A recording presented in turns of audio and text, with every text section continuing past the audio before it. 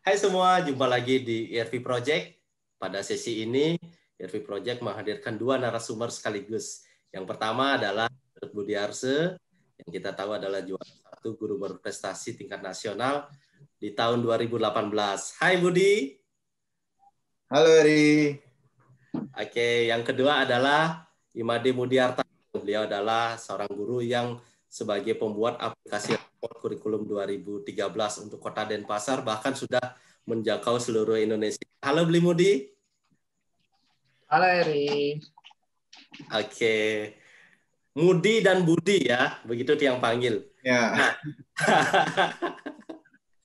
Oke, pemirsa ERV Project, beliau berdua ini sekarang dalam masa calon guru penggerak. Ya, benar ya, Bli ya?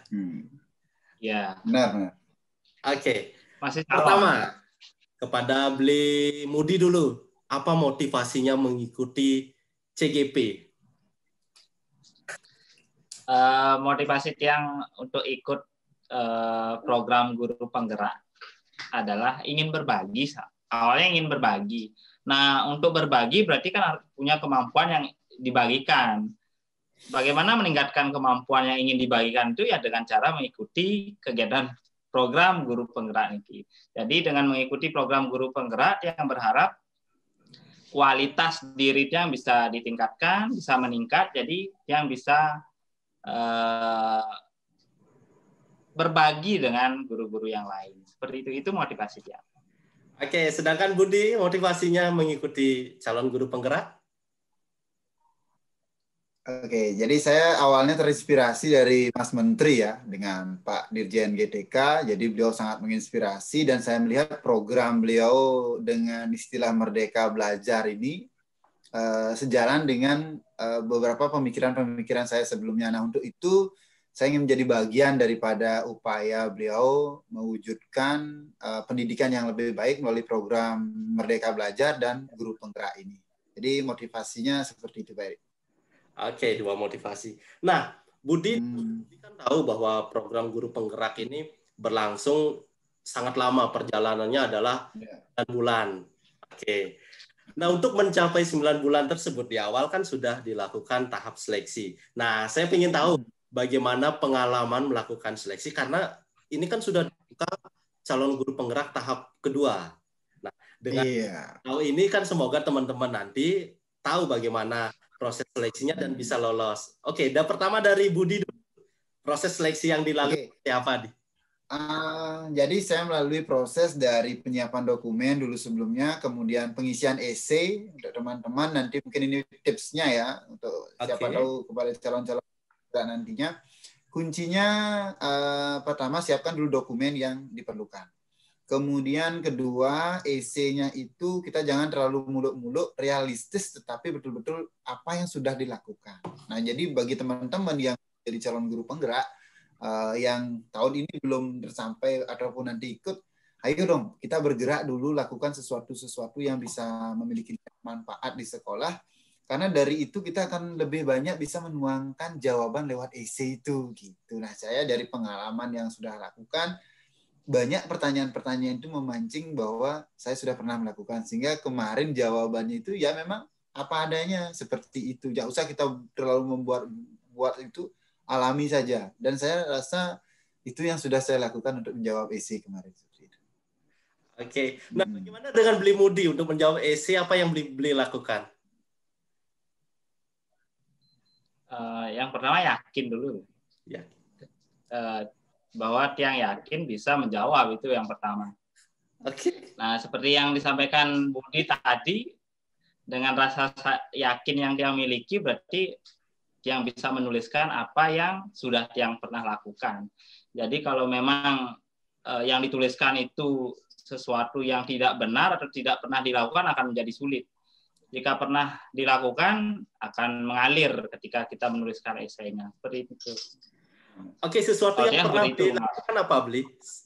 Di dalam esai itu yang Bli tuliskan. Jadi, contoh nyata yang Bli tulis di esai, siapa tahu teman-teman bisa mengingat kembali, oh apa ya yang sudah saya lakukan dan bagaimana cara menulisnya. Nah, Bli, beri gambaran sedikit saja, Bli. apa yang ditulis. Yang mungkin yang paling Tiang ingat itu ketika Tiang bersama guru berbagi. Pengalaman Tiang bersama guru berbagi itu kan banyak. Jadi Tiang bisa menuliskan kegiatan-kegiatan yang pernah dilakukan, apa tujuan dibentuknya komunitas guru berbagi, itu yang Tiang tuliskan di sana. Apa posisi Tiang di guru berbagi, juga Tiang tuliskan di sana. Ditanya, Tiang sampaikan juga bahwa Tiang bukan menempati posisi pertama di guru berbagi, Tiang sebutkan, Tiang orang ketiga di guru berbagi. Tiang jujur saja ketika menuliskan itu. Jadi apa yang kita lalui itu kita tuliskan, jadi hasilnya ya sesuai kenyataan. Kalau memang kita mengarang kan tidak konsisten jadinya, ketika di awal menulis esai, nanti ketika wawancara kan dikonfrontir lagi jawaban kita. Kalau kita mengarang kan tidak ingat lagi. Jadi kalau kita menuliskan dengan jujur, berarti ketika dikonfrontir di wawancara, jadi bisa menjawabnya dengan lugas, sesuai dengan kenyataan. Seperti ini. Oke, bagaimana dengan Budi, contoh realistis yang dilakukan kemudian ditulis di esai? Katanya, ada jumlah katanya ya? Ya, jumlah katanya. Ya. Nah, kuncinya begini teman-teman, karena di sana itu betul-betul ya saya dapatkan manfaat ini karena senang membaca itu ketika kita diminta menulis dalam waktu tempo yang begitu disediakan kata. Di sana kuncinya kita bisa menulis kata itu dengan cepat dan tepat sesuai pengalaman yang kita lakukan. Artinya begini, ketika diminta 150 kata dengan jawaban sekian, kita akan menjawab dalam kurun waktu seperti itu. Di sana adalah kemampuan verbal kita dalam menyampaikan ide atau pengalaman yang pernah kita lakukan. Nah, sehingga kuncinya saya waktu itu pengalaman membaca dan melakukan sesuatu itu dengan baik, sehingga bisa melakukannya dengan menyampaikan ide itu dengan baik. Tetapi kuncinya adalah sama tadi dikatakan di Moody, awali dulu dengan keyakinan dan tulis apa adanya sesuai pengalaman seperti itu. Oke. Gitu, Pak Eri. Yang penting yakin. Nah, dengar-dengar ini kan ya, batas waktunya tertentu. Nah, untuk berdua nih, beli Budi dan beli Budi. Jam berapa mulai mengambil esai? Ya, silakan Budi dulu. Benar. Jadi saran buat nanti kepada calon guru penggerak, kalau mau menulis, satu, sediakan dulu waktu yang tepat. Artinya ya mungkin kalau ada punya keluarga, anak itu mungkin biar lebih tenang lah, biar tidak terganggu. Ada kerjaan lain, keep dulu kalau memang ada rencana mau menjawab itu. Karena itu perlu kita fokus dalam waktu kurang lebih, jika tidak salah 2 jam itu kayaknya kita harus memang fokus untuk menjawab itu. Nah, jadi tipsnya adalah seperti itu. Kita siapkan dulu manajemen waktu, siapkan mental. Tapi kalau saya ya bagi tipsnya itu pagi-pagi bangun gitu. Mungkin saudara lain bilang subuh ya. Nah, itu lebih fresh jadinya kita gitu. Oke, lebih fresh, lebih tenang. Nah, kalau beli Moody jam berapa? Sedikit berbeda dengan yang disampaikan Budi tadi. Kalau Budinya bangun subuh untuk mempersiapkan diri menjawab esai yang ada batasan waktu, kemudian ada batasan jumlah kata. Kalau Tiang kebetulan menunggu anak-anak tidur. Menunggu anak-anak tidur di atas jam 11 baru memulai, jam 11, pukul 23 berarti. Baru memulai.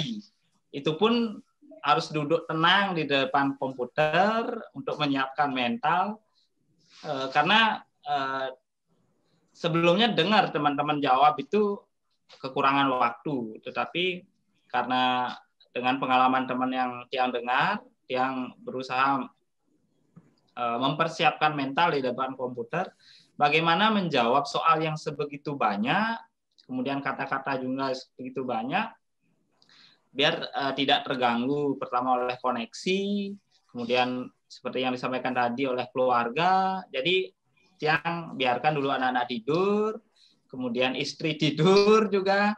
Jadi baru Tiang bisa bekerja gitu. Dan makanya Tiang kurang lebih sekitar jam 11, di atas jam 11. Selesainya mendekati jam 1. Dini hari berarti kan. Oke, berarti ada gaya yang berbeda ya, gaya berbeda. Mengerjakan antara bangun pagi atau tidur lebih lambat. Lebih lambat. Oke, selanjutnya ini kan habis tes di awal itu kemudian ada tes skolastik. Ya. Nah, mulai dari Budi Arse dulu. Tes skolastiknya tentang apa, terus bagaimana kira-kira susah atau gampang soal-soal seperti itu. Oke, beri gambaran sedikit, Budi, silakan. Jadi tes skolastik saya itu tentang penanaman kata, tentang persamaan, yang lawan kata, yang seperti itu kuncinya kita tenang dulu sebenarnya. Oke. Tenang, kemudian cermati dengan baik, baru bisa lakukan kehati-hatiannya. Tapi kalau saya sih senangnya memang yang gini, yang matematikanya, kebetulan matematikanya senangnya di matematika, jadi fokusnya kemarin kerjakan itu. Tantangannya di gambar-gambar karena memang tidak terlalu ngerti seperti itu. Jadi kadang memang ada beberapa sesuai hati nurani aja jawabnya, tidak yakin.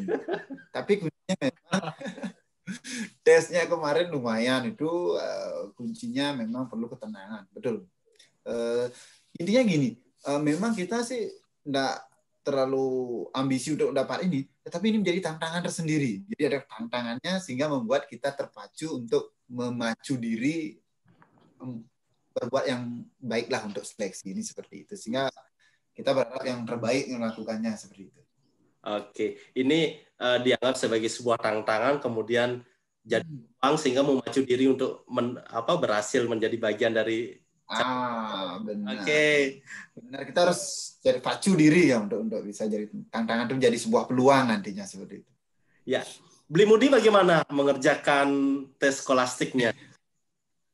Untuk tes skolastik yang di bagian akhir yang wacananya panjang sekali. Lumayan kewalahan. Jadi jawabannya ya tidak meyakinkan jadinya. Tapi untuk soal-soal yang lain yakin. Tapi karena kekurangan waktu, kemudian soalnya terlalu panjang, wacananya terlalu panjang, kemudian ada juga wacana yang sulit dimengerti, kemungkinan karena pemahaman tiang yang kurang atau bagaimana, atau memang soalnya yang sulit, itu yang membuat jawaban-jawaban yang tiang pilih itu meragukan. Artinya tidak yakin dengan jawaban apakah benar atau salah. Seperti ini. Pengalaman yang paling tiang ingat itu menjawab soal yang panjang sekali. Artinya kali soal terlalu panjang ya, Beli ya. Ya. Oke, lanjut di sesi wawancara. Dari Bli Mudi dulu. Bli Mudi, persiapan untuk melakukan wawancara dengan istilahnya asesor. Seperti apa persiapan Bli Mudi dulu. Terus soal-soalnya tentang apa diceritakan secara detail. Nah ini untuk wawancara menarik karena sebelum wawancara yang dijadwalkan wawancara itu ketika Galungan, pas perayaan Hari Raya Galungan. Tetapi mungkin bagaimana pihak panitia diundurlah tes wawancaranya sehingga Tiang dapat seminggu setelah Galungan. Nah, karena ada rentang waktu seminggu ini, Tiang dapat informasi dari rinstitute.id. Tiang dapat kisi-kisi soal dari rinstitute.id. Di sana Tiang baca beberapa soal, ternyata soal-soalnya mirip dengan apa yang ditanyakan di esai. Kalau Tiang berpikir apa yang ditanyakan di sesi wawancara itu mengkonfrontir apa yang kita jawab di esai. Jadi apabila kita jawabnya di esai seperti yang Tiang bilang tadi, tidak ngarang-ngarang atau tidak membuat-buat, jadi pada saat wawancara kita akan lancar menjawabnya. Ya, benar. Itu pengalaman. Nah, bagaimana dengan Budi ketika mempersiapkan diri dan menjawab di wawancara? Silakan Budi. Baik, kalau di wawancara sebenarnya saya tidak terlalu gini ya. Mungkin karena waktu rentang dari habis tes, kemudian wawancara diberikan tuh cukup gini. Akhirnya saya pasrah untuk wawancara. Tapi seperti yang dikatakan Bli Mudi itu benar sekali bahwa ketika kita isi menjawab dengan sesuai apa pengalaman kita, keyakinan kita. Ketika di wawancara itu kita tinggal konfirmasi saja seperti itu, dan memang ya begitu yang kita lakukan seperti itu, dan memang kita yakin jawabnya, sampaikan dengan apa adanya dan tidak terlalu muluk-muluk seperti yang saya bilang di awal ketika menulis caranya. Dan saya rasa di sana yang mewawancarainya pun melihat kita yakin dan betul-betul melakukannya ini dengan sungguh-sungguh seperti itu. Oke, boleh disimpulkan begini, antara esai dan wawancara itu harus ajak ya jawabnya, apa dijawab esai, segitu dijawab di wawancara. Ya. Oke, itu menjadi penting. Nah, terakhir ini berkaitan proses seleksi, simulasi mengajar. Nah, dengan waktu berapa yang ada rentang waktu 8 menit. Ya, Budi dulu, bagaimana persiapannya mengajar? Jadi kalau simulasi mengajar ini saya sangat gimana ya, boleh dibilang singkat sekali persiapannya, bahkan paginya itu baru menyiapkan dan siangnya itu dapat jadwal baru langsung action. Serunya begini, karena kita menyiapkan, saya buat langsung di rumah, membuat layar sendiri, kemudian laptop harus ada 2, saya tampilkan presentasi, 1 untuk video conference, kemudian dibantu oleh istri, bahkan sampai kalau lihat posisi antara tampilan cahaya dengan background pendukungnya ini sangat bagaimana ya, bilang kita persiapannya luar biasa sekali. Tapi intinya begini, ketika waktu mengajar itu Tiang coba melakukan dengan bagaimana mengefektifkan waktu sehingga pesannya itu sampai bagaimana dari pembukaan, inti, bahkan menutup. Itu saya usahakan efektifkan 8 kegiatan yang memang di-prememorikan. Tetapi kita harus betul-betul paham memanage waktunya. Dan bila perlu, bagaimana kita memanfaatkan alat peraga yang sesuai dengan topik kita itu juga dengan tepat. Gitu. Dengan kombinasi seperti itu, 8 menit tidak terasa, dan saya lalui dari tim juri juga melihat waktunya pas, dikatakan sudah baik. Nah, itu juga motivasi saya jadinya untuk tes berikutnya itu wawancara lebih yakin lagi seperti itu. Oke, berarti simulasi mengajar dulu baru wawancara ya? Ya, benar, simulasi dulu. Simulasi dulu baru wawancara. Nah, Budi, sebelum lanjut, itu ketika simulasi apakah menggunakan model pembelajaran tertentu? Kalau saya, ya.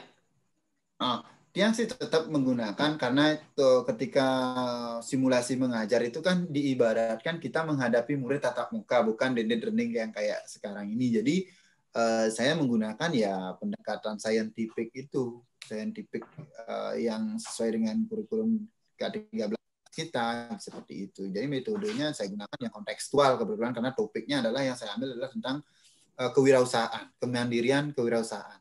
Itu topik yang saya pilih seperti itu. Oke, berarti model atau metode disesuaikan dengan topik. Nah, lanjut ke Budi. Ayo Budi, ceritakan bagaimana persiapan dan melakukan simulasi mengajar dan di mana?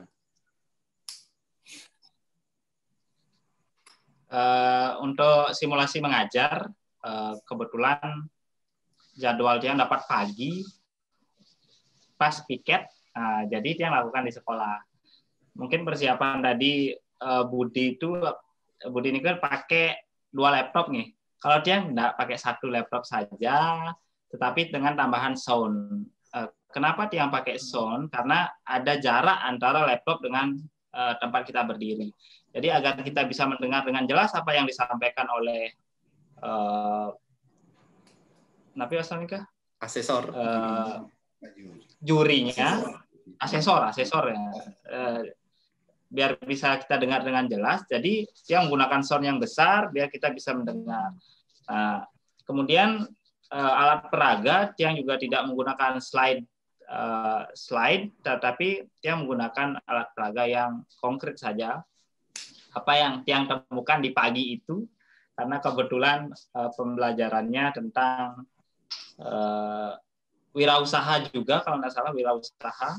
Kemudian Tiang cuma cetak gambar, Tiang cetaknya juga pagi menjelang simulasi mengajar.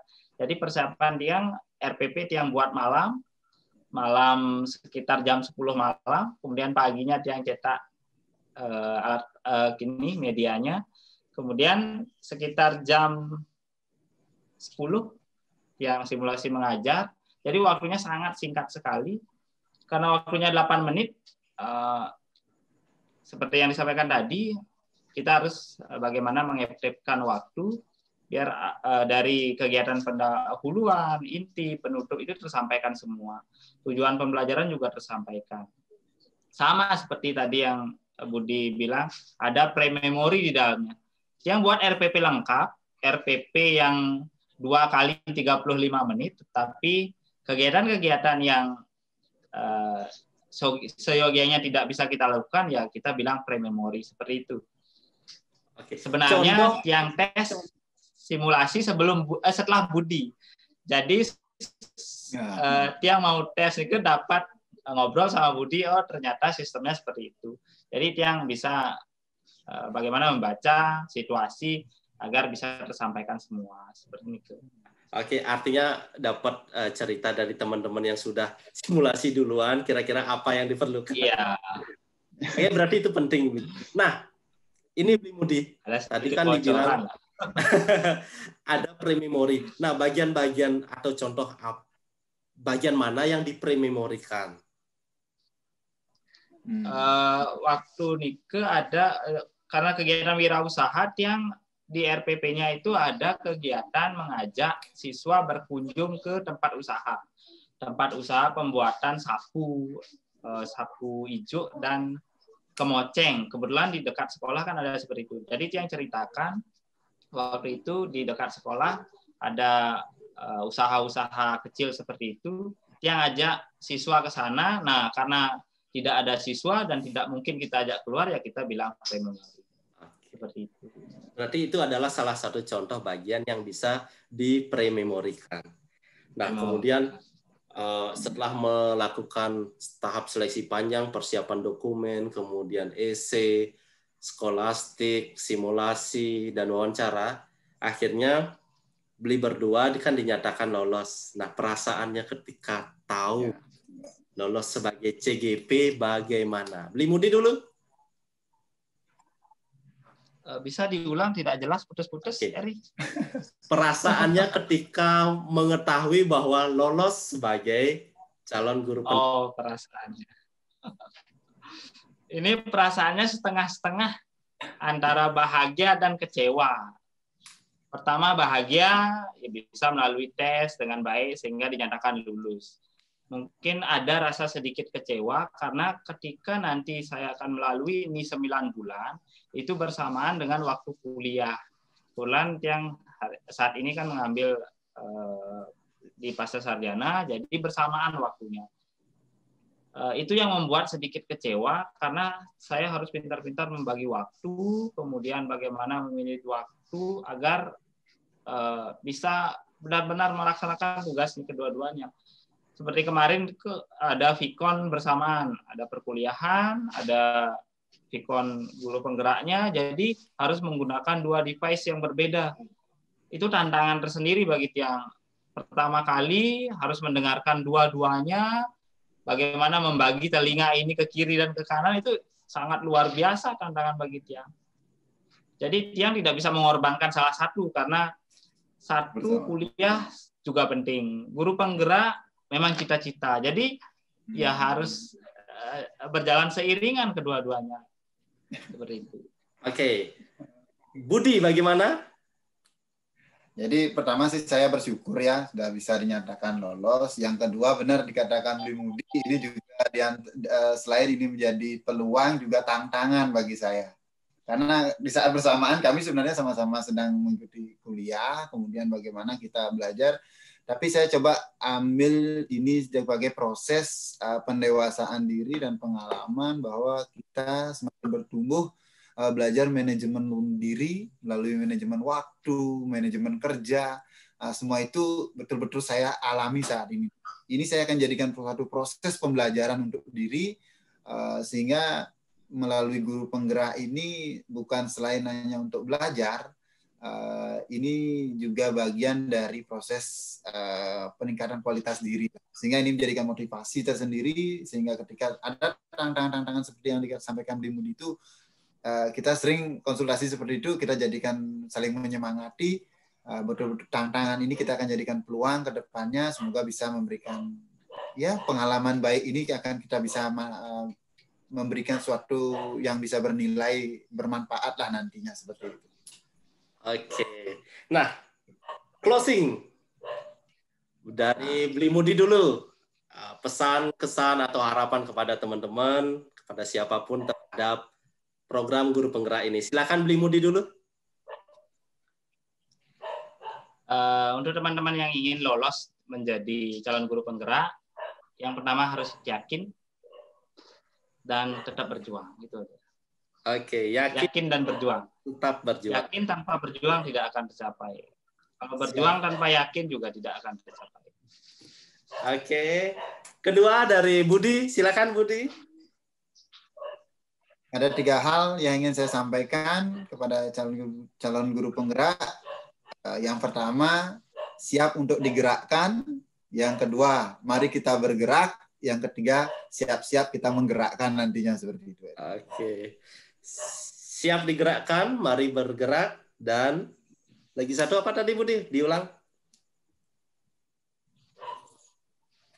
Ayo menggerakkan nantinya. Gitu. Ayo menggerakkan. Digerakkan, bergerak, menggerakkan. Ya.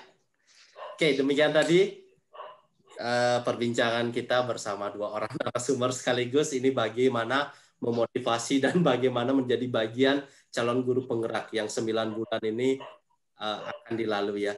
Tetap semangat dan panjang umur perjuangan. Panjang umur perjuangan. Oke, baik teman-teman pemirsa ERP Project, demikian tadi perbincangan kami. Jangan lupa untuk like, komen, subscribe, dan jangan lupa nyalakan lonceng untuk terus mendapatkan update dari kami. Bye-bye, terima kasih Bli, terima kasih Budi. Terima kasih.